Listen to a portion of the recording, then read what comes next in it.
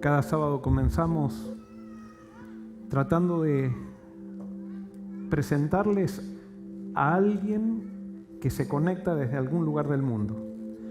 Hay un grupo de gente también que hoy ha llegado. El sábado pasado había gente de París que vinieron aquí, que ellos se consideraban miembros online. Este año, este sábado, hay una pareja que vino la novia aquí, ella es brasilera, desde Brasil se conectan con nosotros y hoy está ella aquí, no sé por dónde está. Y su novio, que es colombiano, está desde Colombia, recién me mandaron, perdón, desde Brasil, pero vive en Colombia, me mandó un mensaje y quiero darte saludos. Y hay un grupo también de la iglesia brasileña que está aquí también, que les damos una bienvenida cada vez, sí, un aplauso, y esperamos que se sientan bien. Y el sábado pasado tuvimos un testimonio que decía que era de Argentina, pero era de Puerto Rico. Hoy vamos a ver si aparece de Puerto Rico y sale el de Argentina. No, pero parece que hoy ya está bien. O sea, vamos a escuchar un testimonio de alguien que se conecta con nosotros, que se considera hermana nuestra desde Argentina.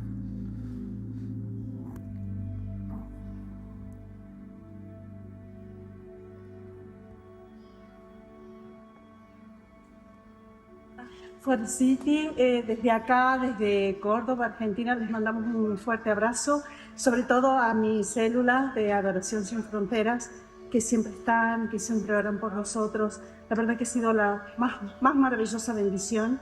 Y bueno, y darles gracias, porque cada sábado a la mañana entrar a mi computadora y conectarme con ustedes es mi ir a la iglesia durante mucho tiempo difícil, no solo de pandemia.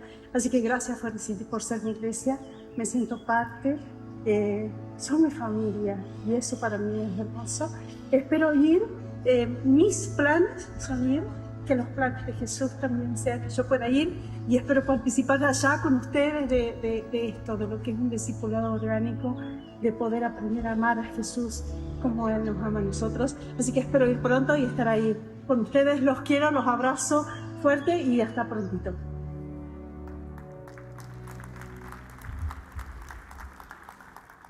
Ojalá que algún día podamos tener la oportunidad de conocerlos aquí personalmente, a todas estas personas que están mandando saludos. El tema de esta mañana es ¿quién mató al Cordero? Es una pregunta. Y mientras preparaba el sermón, se me hacía difícil prepararlo, por el hecho de que yo estoy empezando desde hace un tiempo a leer la Biblia de manera diferente. Y como ustedes saben, siempre lo he compartido, desde que descubrí que Jesús es el centro, Él es la verdad, Él es el camino, leo la Biblia a través de Jesús. Y voy a comenzar una nueva serie que se va a llamar Hijos de Abraham o Familia de Abraham. Todos somos familias de Abraham. Iba a comenzar con la historia de Abraham, pero cuando empecé con la historia de Abraham, dije no, voy a tener que empezar con el principio mismo, con el problema que tenemos como seres humanos. Y comencé a preparar este sermón y estaba con dudas porque quiero realmente presentar conceptos que sean bíblicos, que los ayuden y que me ayuden a mí a crecer. Y ayer estaba charlando con mi hija Eliana y Eliana me dice, papá, tengo una pregunta. Y le digo, ¿cuál es la pregunta? Y me dice, estoy leyendo el Génesis y a mí me parece muy injusto lo que hizo Dios con Caín. ¿Por qué le rechazó la ofrenda?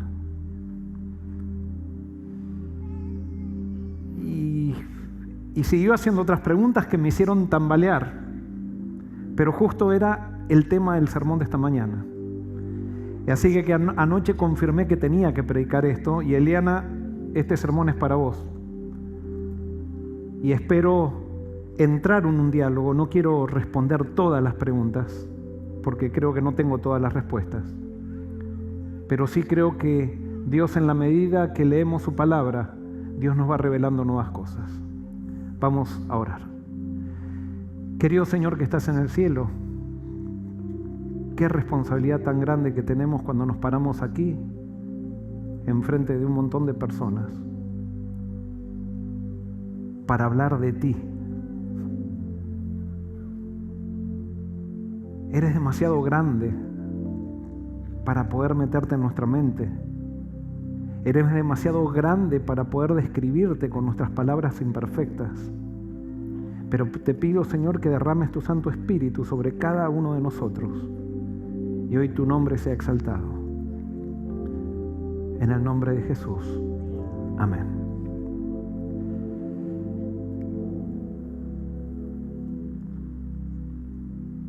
Quiero decirles algo que ustedes ya lo saben. Dios no fue sorprendido por el pecado. Dios desde la eternidad sabía que el ser humano iba a pecar.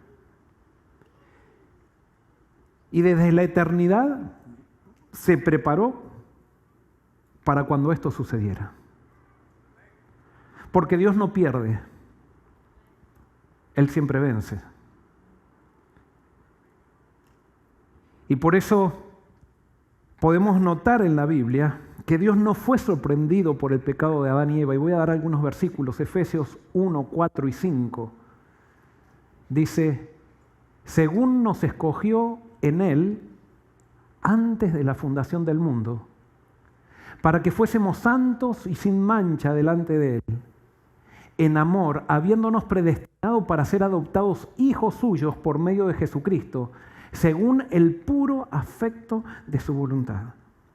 Dios sabía que iba a haber un mundo que cayera en pecado, y a pesar de que lo sabía eso, a todos los que nacemos en este mundo dice que Él ya nos eligió desde antes de la fundación del mundo, con un plan. Si Dios nos eligió, ¿cuál es el plan que Dios tiene?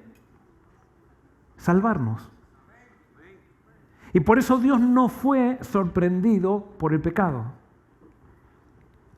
Otro versículo, 2 de Timoteo capítulo 1, versículo 9, dice, quien nos salvó y nos llamó con llamamiento santo, no conforme a nuestras obras, sino según el propósito suyo y la gracia que nos fue dada en Cristo Jesús antes de los tiempos de los siglos.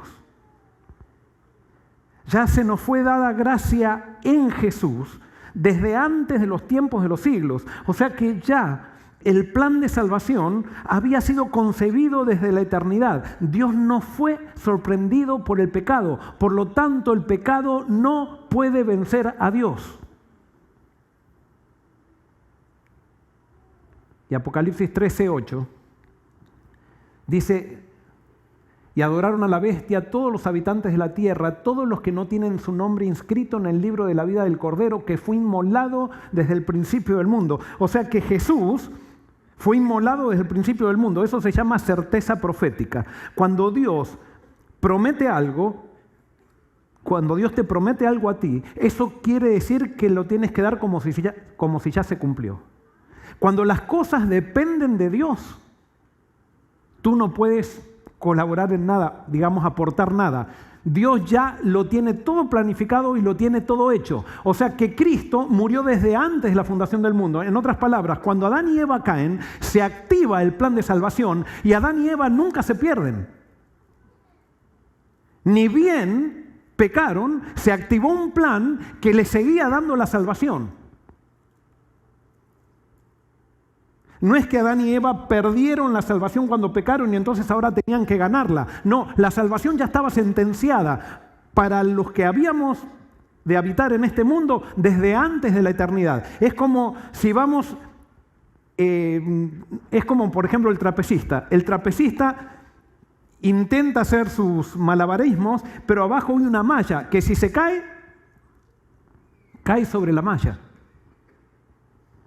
y está protegido. Igualmente, cuando Adán y Eva caen, igual, aunque fue una catástrofe, aunque fue una crisis, había una malla en Cristo puesta y a pesar de que fallamos, caímos sobre la malla, caímos en Cristo y no nos perdemos. Siempre tuvimos la salvación, la podemos rechazar, pero nunca nos perdimos. Y quiero decirte que si tú estás aquí, no estás perdido. Estás en Cristo, a pesar de que te equivocaste. Eso es salvación por gracia. Pero el pecado cambió todo. A pesar de que Dios no fue sorprendido por el pecado es una crisis en tu vida, en la mía y en la vida del mundo. No, el pecado no es el hecho de que Dios sabía, no quiere decir que el pecado no sea algo serio. Es algo muy serio el pecado, porque el pecado causa sufrimiento en nosotros. Causa sufrimiento en Dios. El pecado cambió todo. Pero en realidad no cambió todo. El pecado cambió al hombre, pero nunca el pecado cambió a Dios. Vuelvo a repetir. El pecado cambió al hombre, pero el pecado nunca, absolutamente nunca cambió a Dios. Y gloria a Dios por eso. Porque si Dios cambiara, estaríamos totalmente inseguros. Pero como Dios no cambia, todo lo que Él es, será. Y todo lo que Él es, siempre fue. Él no cambia. Y este es un principio que tenemos que entender. Malaquías 3:8 dice, yo el Señor no cambio. Por eso ustedes, descendientes de Jacob, no han sido exterminados. Dios no cambia. Otro versículo, Hebreos 13:8 dice, Jesucristo es el mismo ayer, hoy y siempre. Dios no cambia. La teología que nos enseña que Dios cambia, que a Dios se le agota algo, que Dios por allí puede ser que ame, pero por ahí se le agota el amor y se le agota la misericordia y entonces ahora aplica justicia, una justicia diferente a lo que antes Él era. Esa teología es contraria a la Biblia, es contraria a Dios, no es teología. Santiago 1:17 dice, toda buena dádiva y todo don perfecto descienden de lo alto, del Padre de las luces, en quien no hay cambio ni sombra de variación. Dios no da nada malo. Y todo lo bueno viene de Él. ¿Y de dónde viene todo lo malo? Bueno, todo lo malo viene del pecado.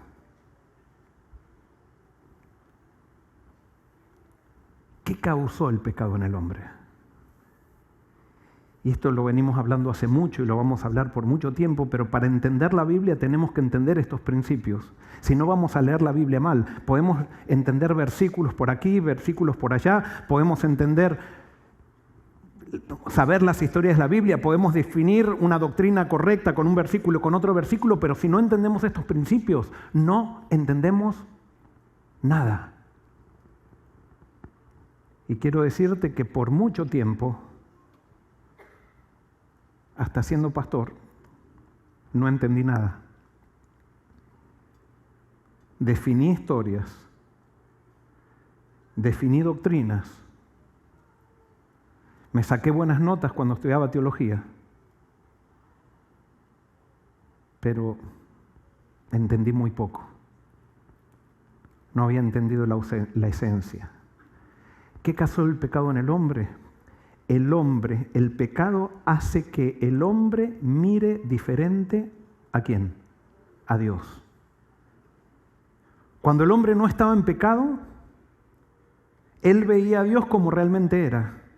Pero cuando el pecado entró en nuestra mente, cuando el pecado entra en nuestro ser, nosotros vemos a Dios de manera tergiversada. Dios no cambia, los que cambiamos somos nosotros. El pecado nos hace cambiar a nosotros y el pecado específicamente lo que hace es cambiar nuestra visión de Dios. Y ya no vemos a Dios como realmente es, sino que cuando nosotros tenemos pecado en nosotros, cuando nuestro espíritu se corrompe, lo vemos a Dios como somos nosotros. Y por eso Dios nos da su espíritu, si no, no necesitaríamos su espíritu. Su espíritu Dios nos lo da para que lo veamos, y su espíritu mora en nosotros, para que lo veamos Dios a través del espíritu que tenemos adentro. Pero si no tenemos el espíritu, lo vemos como nosotros. Tú ves a Dios como tú eres. Y por eso Dios tiene que hacer, eso se llama milagro de nuevo nacimiento, para hacernos nacer de vuelta, para mirarlo como realmente es, para conocerlo como realmente es. Nosotros vemos a Dios como ¿qué? Como fuego consumidor. Y entonces nos da pánico. El pecado nos hace ver a Dios como alguien que me quiere destruir. Y eso lo vimos con Adán y Eva. Adán y Eva pecaron y lo primero que hicieron fue huir de Dios. Antes se sentían bien en la presencia de Dios, pero cuando pecaron, pensaron que Dios venía para castigarlos. Y Dios es el mismo ayer, hoy y por los siglos. Si no los castigaba antes de pecar, entonces no los castiga después de pecar tampoco, porque Dios no cambia. Los que cambiamos, ¿quiénes fuimos? Nosotros. Y Dios es fuego consumidor, entonces nosotros le tenemos pánico a Dios. La gente le tiene pánico a Dios. Y es por eso que la gente no quiere estar con Dios. ¿Quién quiere estar con alguien que si me equivoco, me castiga? Y alguien puede decir, pero yo creo que Dios va a castigar al pecador y estoy en la iglesia. Y por 5 generaciones mi familia ha estado en la iglesia. Y sin embargo, creo que Dios va a castigar al pecador. Esto genera un problema. ¿Y cuál es el problema? La mayoría de las iglesias hemos predicado un Dios destructor y la mayoría de las iglesias se llenan. Cuando predicamos a un Dios castigador y destructor, pregunto, ¿por qué las iglesias se llenan?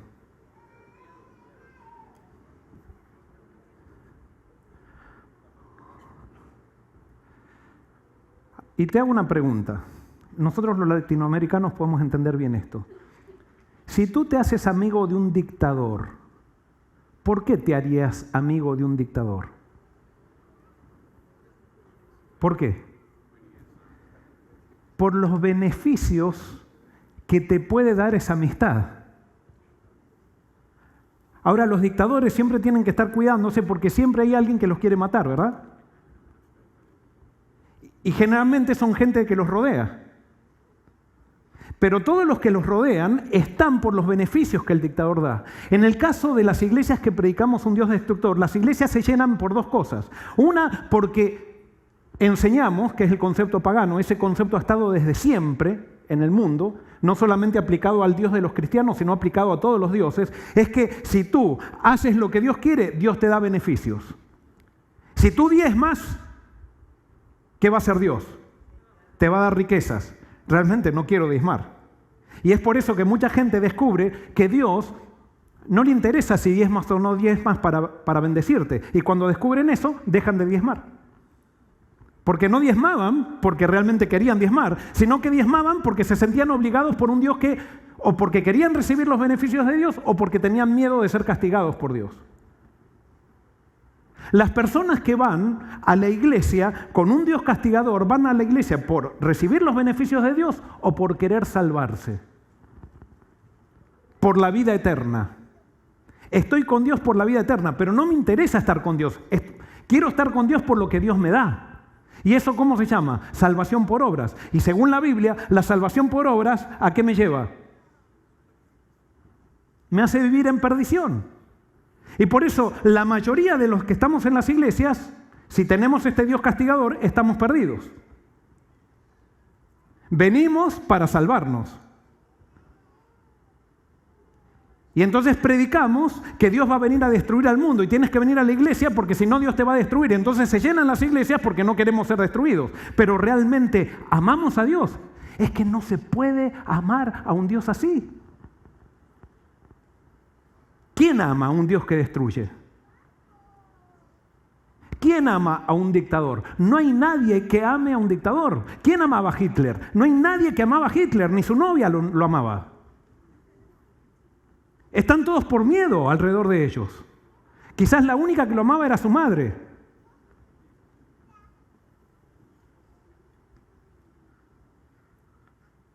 Pero cuando nosotros somos autoritarios, controladores, justamente controlamos porque sabemos que si no controlamos nadie nos ama. Entonces tenemos que controlar todo. Eso es lo que causa el pecado. Para entender lo que hizo el pecado en el ser humano, yo creo que todos alguna vez, de chicos y también de grandes, hemos intentado acariciar a un pajarito. ¿Qué pasa cuando tratas de acariciar a un pajarito? ¿Qué pasa? El pajarito huye. Es más, a veces quizás pudimos agarrar un pajarito que estaba enfermo o algo por el estilo, ¿y cómo está el pajarito cuando lo tenemos en la mano? Tiembla, tiembla, porque el pajarito piensa que le vamos a hacer ¿qué? Daño. Y sin embargo lo queremos acariciar. Pero el pajarito hasta se puede morir de susto por lo que causa su percepción del ser humano en el pajarito. Y lo mismo pasa con el ser humano. El pecado, cuando entra en nuestra mente, nos hace sentir que Dios viene para castigarnos. Y es más, si Dios nos tomara en sus manos, nos podemos morir de un paro cardíaco. No porque Dios quiera matarme, sino porque eso es lo que causa el pecado con respecto a un Dios que no cambia.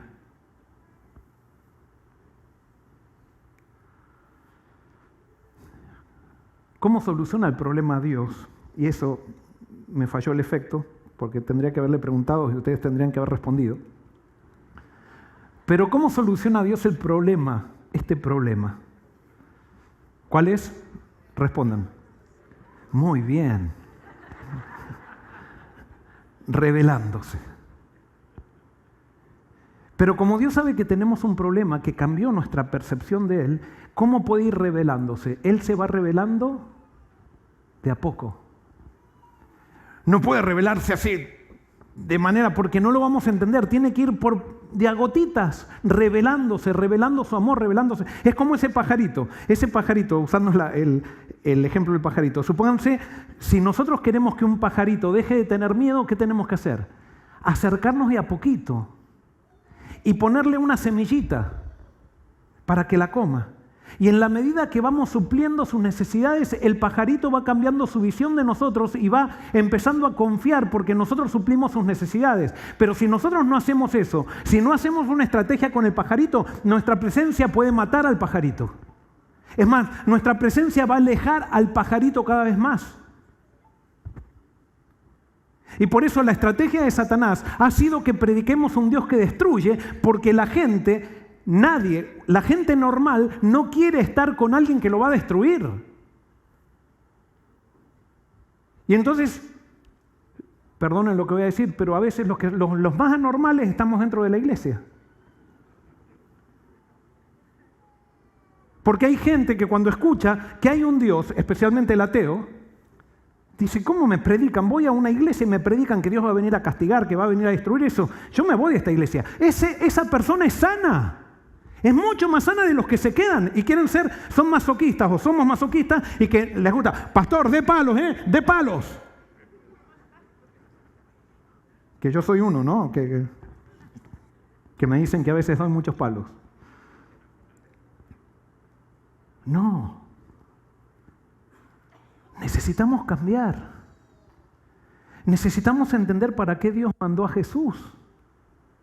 Porque Dios se revela y así Él va cambiando nuestra manera de pensar acerca de Él. Y por eso en la Biblia la revelación es progresiva. Por eso no está tan claro Dios, quién es Dios en el Antiguo Testamento. Vamos descubriendo una semillita, otra semillita, otra semillita, hasta que el ser humano va tomando confianza y llega a la revelación de Jesús, que es la manifestación de Dios en la carne. Y Jesús revela realmente tal cual es Dios. Y por eso Felipe, cuando le dice a Jesús, muéstranos al Padre, Jesús le dice, Felipe, has estado caminando conmigo durante todo este tiempo. Si me viste a mí, ¿viste a quién? Viste al Padre. Porque Jesús muestra quién es Dios. Nos han enseñado que Dios es fuego consumidor, ¿verdad? Para el pecador. Desde chiquito he escuchado esto. Cuidado, porque Dios es fuego consumidor para el que está en pecado. ¿Verdad? ¿Qué dice la Biblia con respecto a esto? Jacob engaña a su hermano, engaña a su papá, le roba la primogenitura a su hermano queda solo, recibiendo las consecuencias de su pecado, y cuando está en el momento más oscuro de su vida, Dios le da un sueño y le dice: estoy contigo y no te dejaré hasta que mis promesas se cumplan en ti. Y Dios no lo dejó. Pero a Jacob le costaba confiar. Como al pajarito, que hay que ponerle una semilla para que confíe. Y a pesar de que Dios estaba con él, Jacob seguía desconfiando. Y un día que venía el hermano para matar a Jacob, Jacob se va a orar y viene Dios a bendecirlo. Y Jacob, ¿qué piensa? Que viene a castigarlo.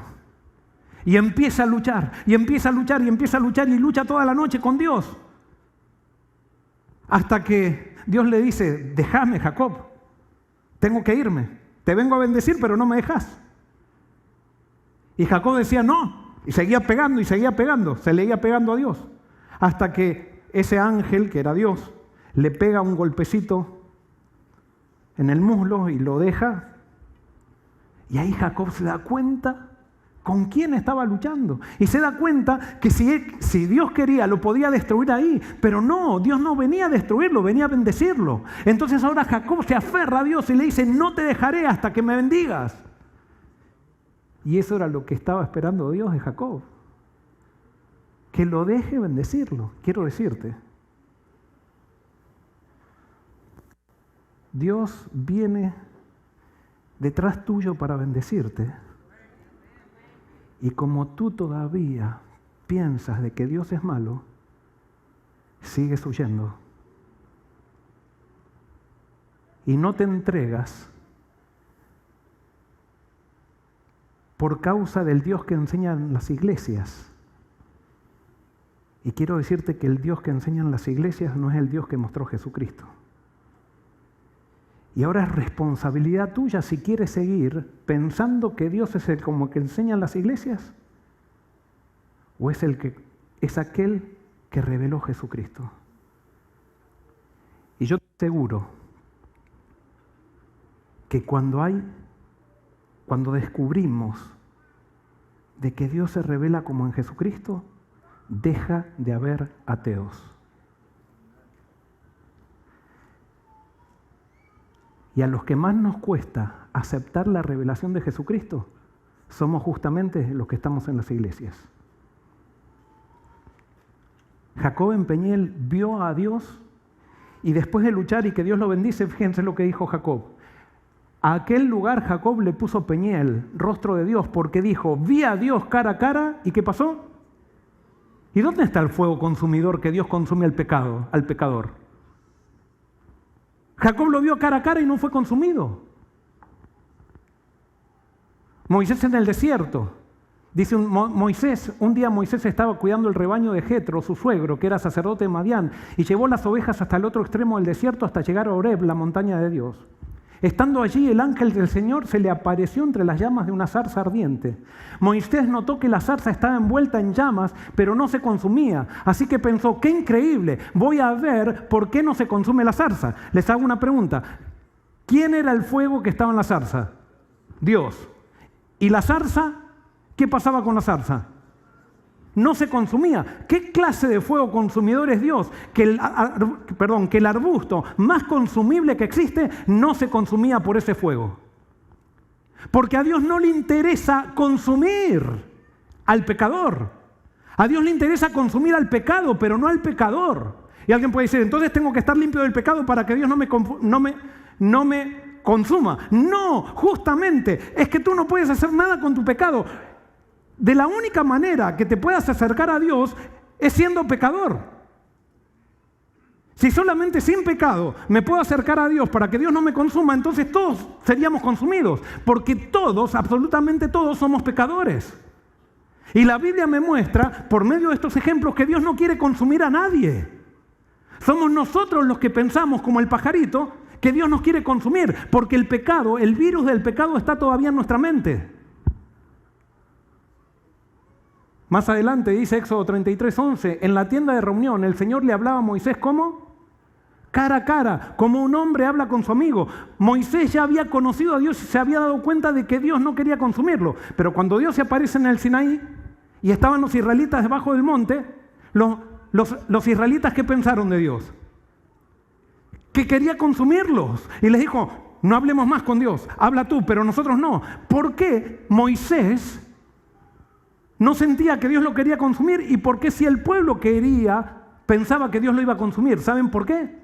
Porque Moisés había comenzado a conocer a Dios tal cual como Él era. Hay tanto para hablar de esto. Este sermón podría durar hasta las 6 de la tarde. No se hagan problema. Va a terminar antes. Va a terminar para la hora de los germinados que va a haber a la tarde. Muy bien, Manoa y la esposa. Manoa y la esposa, cuando Dios le dice a Manoa, a la esposa de Manoa especialmente, de que iban a tener como hijo a Sansón, fíjense lo que dice el relato bíblico en Jueces 13, 21 al 23. Manoa se dio cuenta de que el hombre era el ángel del Señor. El ángel del Señor es Dios. Pues no se les volvió a aparecer ni a él ni a su mujer. Y le dijo a su mujer, con toda seguridad vamos a morir porque hemos visto a Dios. Pero ella le contestó, si el Señor nos hubiera querido matar, no habría aceptado nuestro holocausto ni nuestra ofrenda, ni nos habría dejado ver estas cosas. Tampoco nos habría anunciado todo esto. Ellos vieron a Dios. ¿Y qué pasó? ¿Dios los consumió? ¿De dónde sacamos esa idea de que Dios consume al pecador? La sacamos del pecado, de ese virus que entró en nuestra mente, que nos hace pensar que como tú estás luchando con un pecado hace mucho tiempo y no lo puedes vencer, entonces como no lo pudiste vencer, ya Dios se le acaba la misericordia y en un momento te va a destruir. Y yo te quiero decir algo, ¿sabes por qué no puedes vencer tú ese pecado? Porque todavía no descubriste quién es Dios.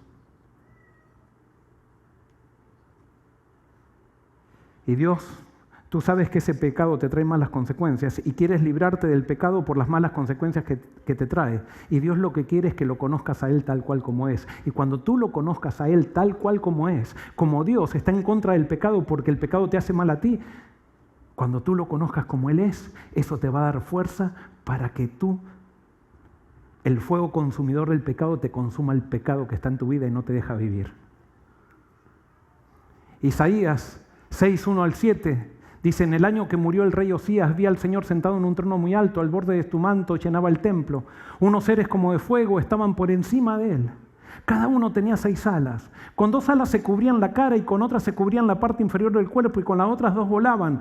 Y se decían el uno al otro, Santo, Santo, Santo, el Señor Todopoderoso, toda la tierra está llena de su gloria.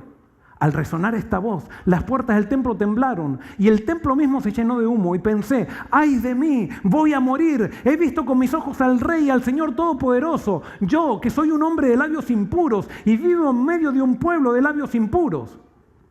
En ese momento, uno de aquellos seres, como de fuego, voló hacia mí. Con unas tenazas sostenía una brasa que había tomado de encima del altar y tocándome con ella la boca me dijo, mira, esta brasa ha tocado tus labios, tu maldad te ha sido quitada, tus culpas te han sido perdonadas. ¿Qué consumió Dios de Isaías? ¿Quería consumir Dios a Isaías? El Dios santo, sacrosanto, porque si no hay nadie más santo que Dios, no quiere consumir al pecador. Quiere consumir al pecado que te hace mal.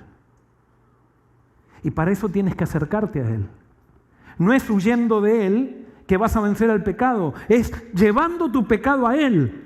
Pero cuando tú piensas que Dios consume al pecador porque está en pecado, entonces no vas a Él para solucionar tu pecado y tú tratas de vencerlo por ti mismo y así cada vez quedas más esclavo de tu pecado.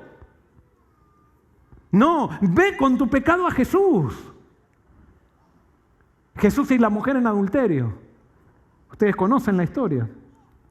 Le trajeron una mujer que la descubrieron en el acto mismo. Estaba acostada con el fariseo que se había acostado con ella. Porque esos son lo que hacen los fariseos, ¿no?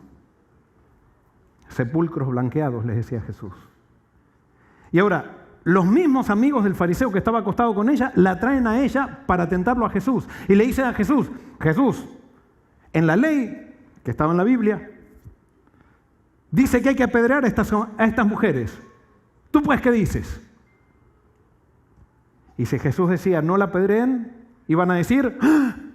Jesús está en contra de la ley. Es liberal.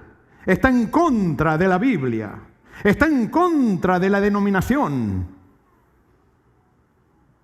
Se escuchan hasta hoy esos gritos en la iglesia cuando alguien predica el amor.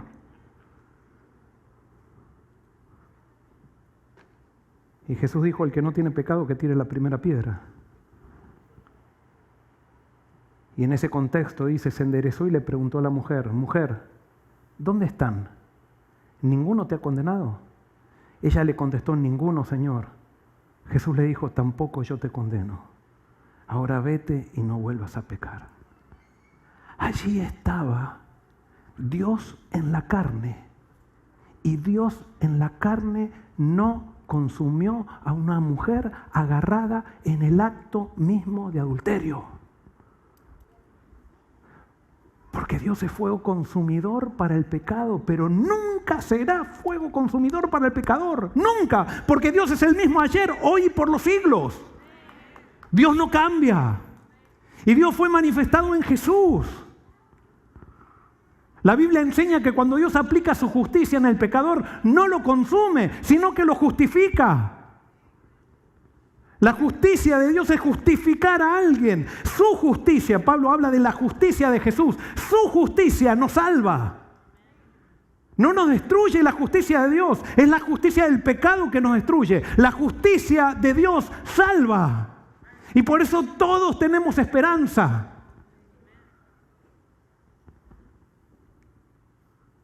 ¿Qué es la fe en este contexto? La fe es no creerle el engaño del pecado que me dice que Dios me salvará, el pecado me dice que Dios no me salvará porque tengo pecado. La fe, escuchen, la fe es no creerle al pecado, porque el pecado me dice que Dios no me va a salvar porque peco. Y la fe es decir, Dios me va a salvar a pesar de que peco. La fe es no creer que Dios me va a castigar porque peco, sino que Dios me va a justificar porque peco, pero no es porque peco que me justifica, sino porque me ama es que me justifica. Y porque el pecado me hace mal a mí.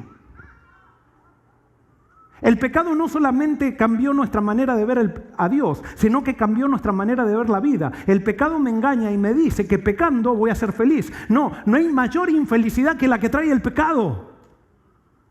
Y por eso no es solamente creer que Dios me ama, sino dejar que Dios me cambie mi visión de la vida, para que entienda que adulterando nunca voy a ser más feliz. Para que entienda que en pornografía no voy a ser más feliz. Eso simplemente es satisfacer mis deseos egoístas, es pensar en mí mismo en detrimento de todos los demás. El que está en pornografía piensa en sí, no le interesa al que está alrededor. Si tú eres casado y estás en pornografía, no te interesa a tu esposa, te interesas a ti mismo. Si tú eres casado y estás en pornografía, no te interesan tus hijos, te interesa a ti mismo. Te interesa satisfacer tu momento, tu situación. Y sin darte cuenta vas quedando esclavo y entonces el pecado te esclaviza y te destruye. Y mientras más pecado tienes, más malo te parece Dios. Y como más malo te parece Dios, más te alejas de Él. Cuando Dios tiene la solución para tu pecado. Entonces la cuestión está en ir a Dios. Porque Dios no consume al pecador. Dios lo ama. Dios no condena al pecador. Dios lo salva. El ChatGPT. Parece que el ChatGPT entiende cosas mucho mejor que las que entendemos los que estamos hace mucho tiempo en la iglesia. Porque ahora estoy muy entusiasmado porque en el ChatGPT crea imágenes. Y entonces yo si hubiera sabido, me enteré esta semana. Y si hubiera sabido la semana pasada, y lo hicimos cuando estábamos en la reunión pastoral, le puse Jesús con una pelota de fútbol abajo del brazo y apareció Jesús con una pelota de fútbol abajo del brazo. Me la dibujó y yo no lo tenía eso la semana pasada para pasarlo ahí. ¿Se acuerdan el ejemplo que usé la semana pasada? Bueno, ahora le puse, como quería ilustrar algo, le puse Jesús matando a un pecador. Le puse al chat, dibújame a Jesús matando a un pecador. Y fíjense lo que me contestó el chat GPT. El chat GPT analizó, evidentemente, todos los evangelios rápido, y esto es lo que me contestó. Me dio esta imagen, de paso que no tiene nada que ver la imagen, ¿no? Pero me dio esta imagen y me puso en la imagen, aquí tienes una imagen que representa a Jesús perdonando a un pecador en lugar de asesinarlo. Jesús es conocido por su amor y misericordia y a menudo se lo representa perdonando a aquellos que se arrepienten de sus pecados. Si necesitas algo más, no dudes en preguntar. El ChatGPT entendió algo que los cristianos todavía no entendemos, que Dios no quiere destruir al pecador. A veces aparecemos en las calles con carteles diciendo, si tú no te entregas a Cristo, te vas al infierno y Cristo te va a hacer arder en el infierno por la eternidad. No, Jesús no destruye al pecador, porque Dios es amor y Dios es el mismo ayer, hoy y por los siglos. Y si no mató a Adán cuando pecó, no me va a matar a mí cuando peco tampoco. ¿Cómo el hombre intentó solucionar su problema de pecado? Cuando Adán y Eva pecaron, hay dos cosas que hace el hombre para solucionar su problema de pecado. Y ustedes lo van a entender bien. Porque creo que todos somos descendientes de Adán y Eva, ¿no? Lo primero que hicieron quisieron mejorar su imagen exterior. Con hojas de higuera se hicieron un traje para poder disimular la miseria interna que estaban teniendo. De paso, al ChatGPT también le pedí, pero es muy chistoso lo que me dio el ChatGPT, después no se los voy a mostrar. Pero quisieron, lo que hace una persona, el pecado lo que hace, cuando sentimos miseria, tratamos de tapar esa miseria con cosas externas. De paso, en la Biblia, el vestido es algo muy importante en la Biblia, tanto de hombre como de mujer. Y a través de lo que vestimos, la Biblia nos enseña que nosotros transmitimos un mensaje. Y por eso cada uno de nosotros tiene que analizar qué mensaje transmitimos cuando nos vestimos. Pero especialmente algo que hizo el pecado fue hacernos sentir miseria interior y por medio de un esfuerzo externo construir una imagen para disimular la miseria que tenemos. Y es por eso que muchas veces las iglesias, así como tienen un Dios que destruye, muchas veces la gente que viene a las iglesias no viene para solucionar su problema de pecado, sino que viene para tapar su problema de pecado. Porque piensan que Dios destruye. Entonces parece que acá tenemos que disimular quién tiene la mejor vida cristiana, quién tiene el mejor matrimonio, quién tiene los mejores hijos, quién tiene los mejores... Y entonces estamos todos compitiendo a ver quién es más perfecto. No, eso no es bíblico. Eso es justamente el fruto del pecado. Es el fruto de no entender quién es Dios. Eso se llama perfeccionismo. No, es algo contrario al Evangelio.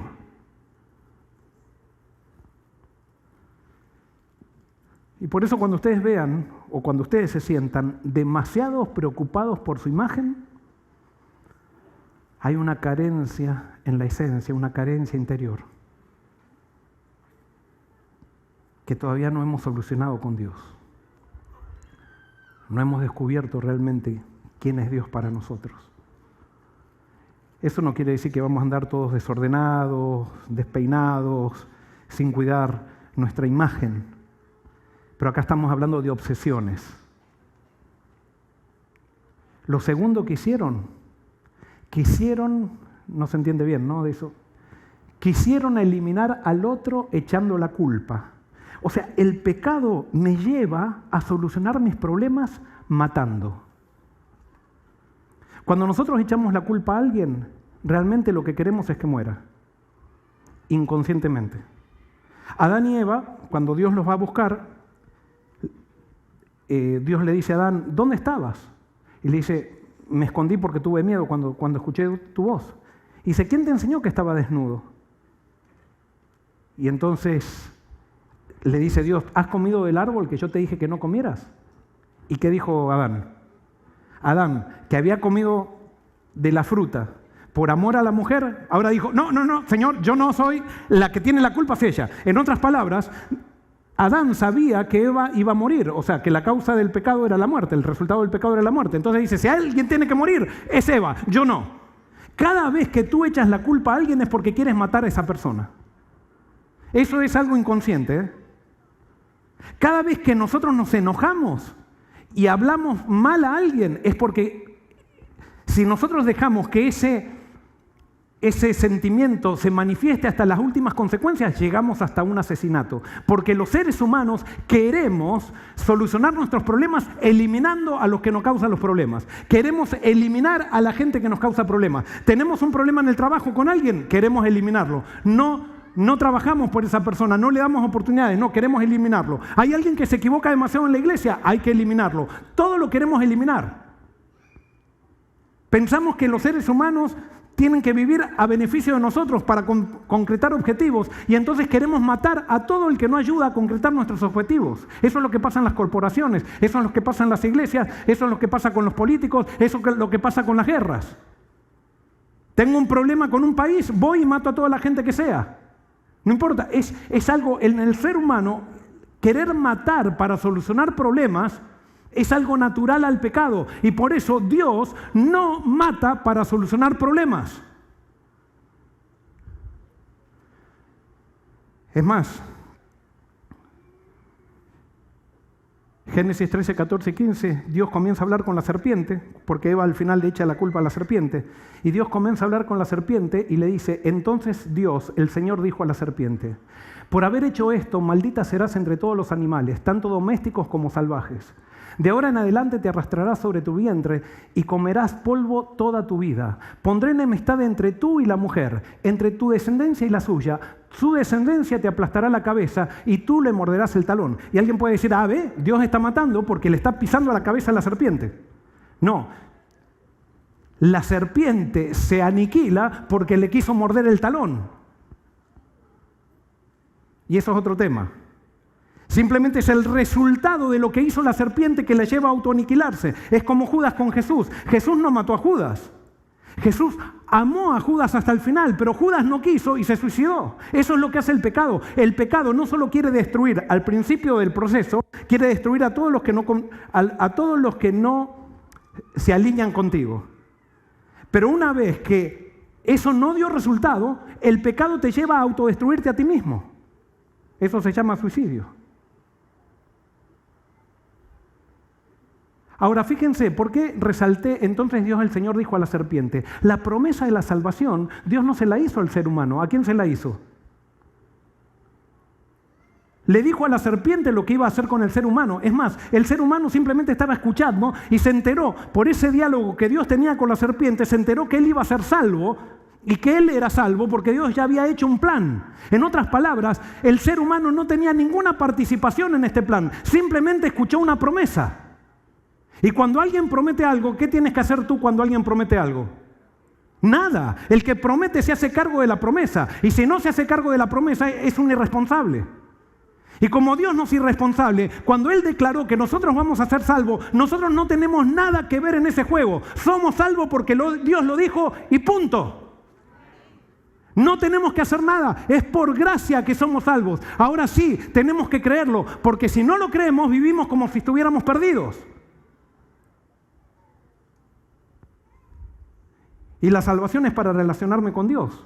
Ese es el objetivo final de la salvación. Entonces, si yo pienso que Dios es malo y que Dios me está castigando con rayos cada vez que me equivoco, ¿quién va a querer estar en la salvación si Dios es así? Entonces, para realmente disfrutar de la eternidad, tengo que aprender quién es Dios para poder disfrutar de estar en su presencia. Y por eso, cuando Dios quiere solucionar el pecado, el problema del pecado se revela. O sea, se revela a sí mismo. Génesis 3:21 dice, Dios el Señor, y esto es la clave, la contestación de la pregunta de este sermón. Dios el Señor hizo ropas de pieles para el hombre y su mujer y los vistió. Para hacer ropas de pieles, ¿qué tuvo que haber pasado? ¿Qué tuvo que haber pasado? Tuvo que haber matado animales. ¿Quién mató al cordero? ¿Quién mató al cordero? ¿Quién? Nosotros leemos acá, y de acuerdo a lo que nos enseñaron, a los prejuicios que tenemos en la cabeza, ¿quién mató al cordero? ¿Quién? Dios. ¿Dónde dice ahí que Dios mató al cordero? ¿Dónde? ¿Quién no mató al cordero? Yo tengo dos respuestas para esto. Creo que son bíblicas, son inferencias. ¿Inferencias está bien la palabra? Son inferencias. Puede haber pasado dos cosas. Adán tenía un pet y cuando pecó, el primer problema que tuvo, ¿con quién se le agarró? Con el pet. Le pegó una patada tan fuerte que lo dejó. Y Abraham debe haber dicho, ¿qué me pasa? Porque cuando tú estás en pecado, con el primero que te lo agarras es con el que tienes más cerca. Dime si no es así.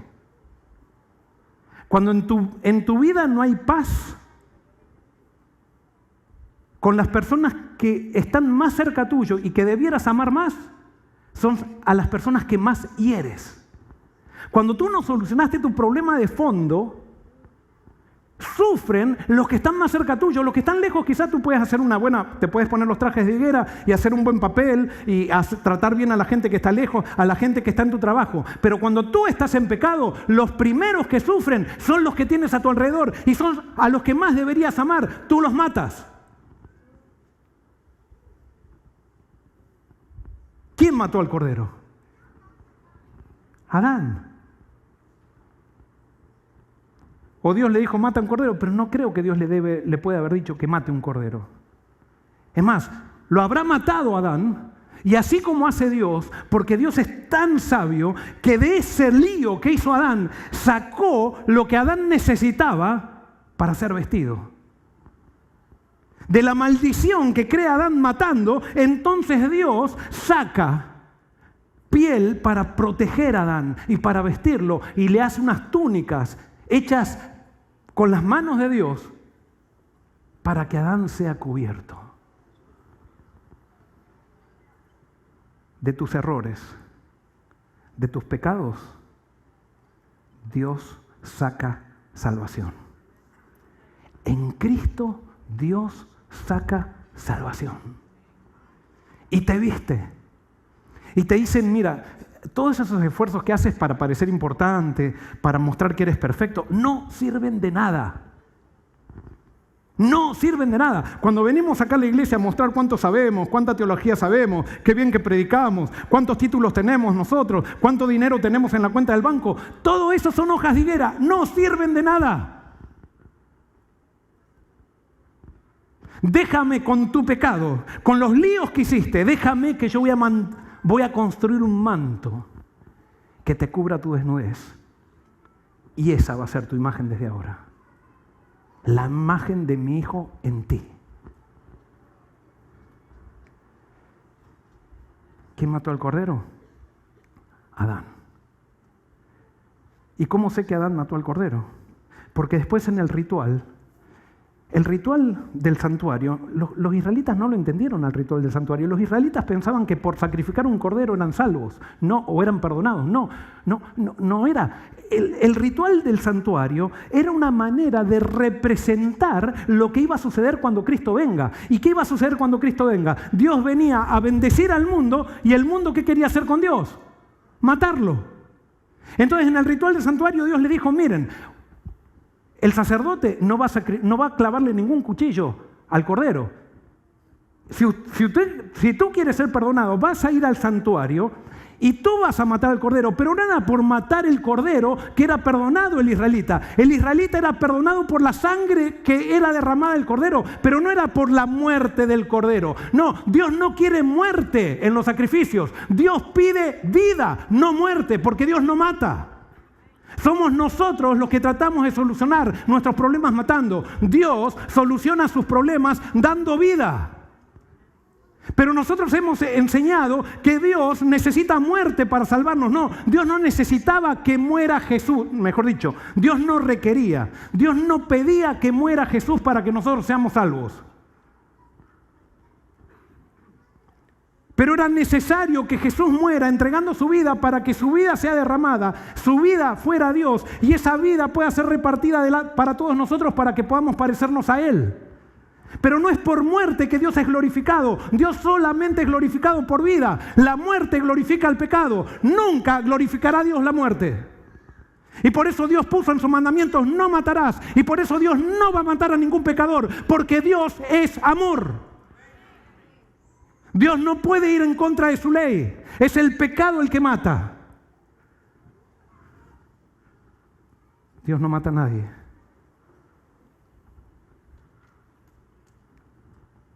Dios nunca pidió muerte para perdonar. Dios perdona con vida. ¿Y qué es el ritual? Bueno, ¿cómo Dios perdona? ¿Por qué tuvo que morir Jesús entonces? Acá lo explica Jesús en Juan 12, 23, 24. Dice: Jesús les dijo: ha llegado la hora de que el Hijo del Hombre sea glorificado. De cierto les digo que si el grano de trigo no cae en la tierra y muere, se queda solo. Pero si muere, lleva mucho fruto. Jesús vino. Voy a volver para atrás acá. Jesús vino y no dejó que lo maten. Porque si Él hubiera dejado que lo matemos, que era lo que nosotros queríamos, si Él hubiera dejado que lo matemos, nosotros le hubiéramos quitado la vida. No, Dios antes que lo matemos, o Jesús antes de matar, entregó su vida. Porque Él quería que sepamos que Él entrega su vida porque nos ama, no porque la quitamos a la fuerza la vida de Él. Sí, era necesario que Jesús muera, pero no pedía a Dios una muerte para perdonarnos. Dios lo que pedía era vida.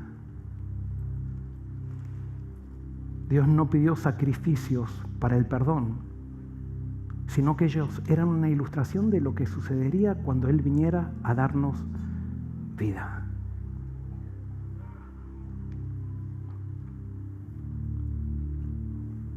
Jesús vino, nos mostró amor y nosotros lo único que hicimos fue alejarnos de Él y querer matarlo.